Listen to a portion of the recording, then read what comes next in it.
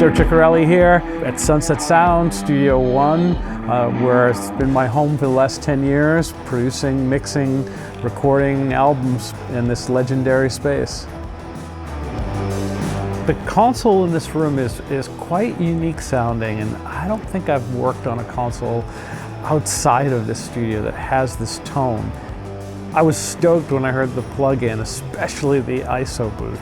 It really captures the sound of that Jim Morrison vocal booth. You know, everybody has used that booth over the years, from Beck to way back in Janis Joplin and Neil Young, and it has a particular tone. I've found that it can really give a dimension to a vocal. With the Sunset Sound Reverb, the vocal booth is there. Those short, tight ambiances, the buildup of the low end in that little room, it's got it. And just a little bit of that surrounding a vocal makes for a much more 3D vocal. The sound of the 60s to my ear was that plate reverb. All the Buffalo Springfield and Rolling Stones and everything, Van Halen, everything that was done in this room.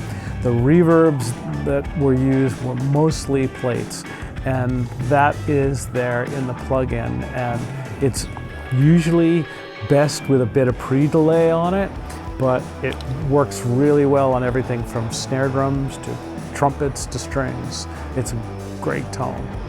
I was really blown away with the plug-in in the Capture Studio 2. It's got a pretty rock and roll kind of tone, and I was shocked the minute I put the plug-in on. It was like, oh, that sounds like Studio 2. Yep, I'll buy that.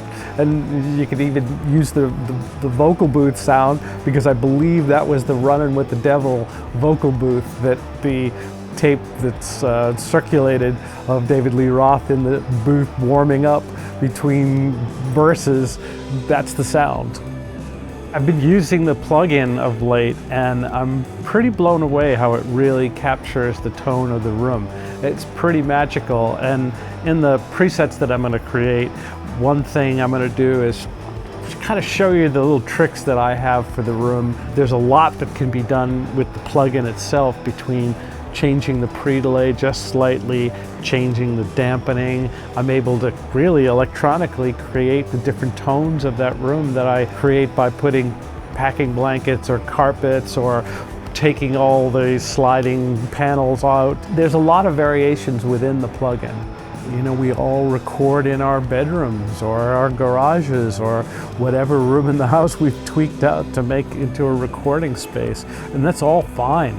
But having that environment that really can enrich a sound, I think is the key to creating really unique, one-of-a-kind spaces.